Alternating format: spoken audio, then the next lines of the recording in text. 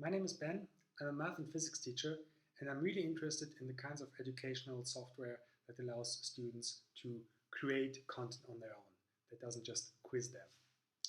Nowadays, if a learner or student wants to create something with a mathematical or physical content, oftentimes they essentially have to learn to program, which isn't really the most modern kind of user interface. There are dynamical softwares out there to create, for example, geometrical constructions or animations, but they too are not really up to the standards of intuitive user interface that we've become accustomed to in the last decade.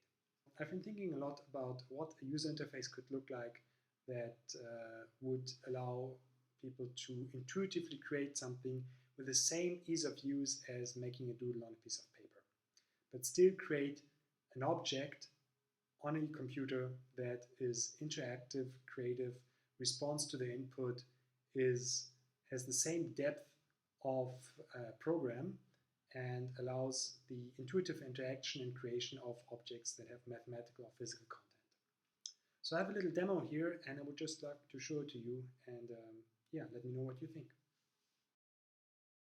So what I have here is an empty canvas, just an blackboard, plain blackboard, where I can just write on, and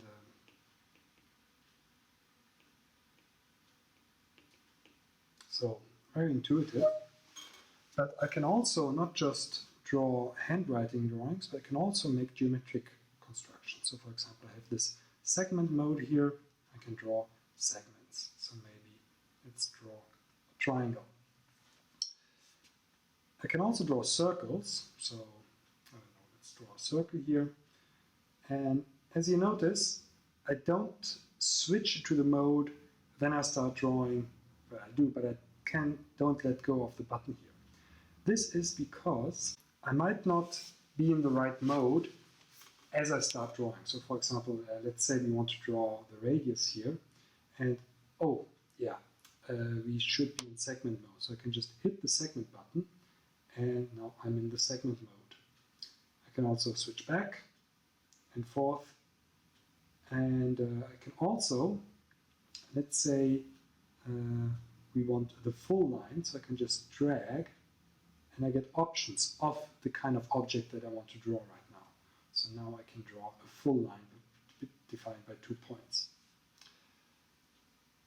Of course, I can also choose the colors. So let's use red here, or let's make the circle red. Why not?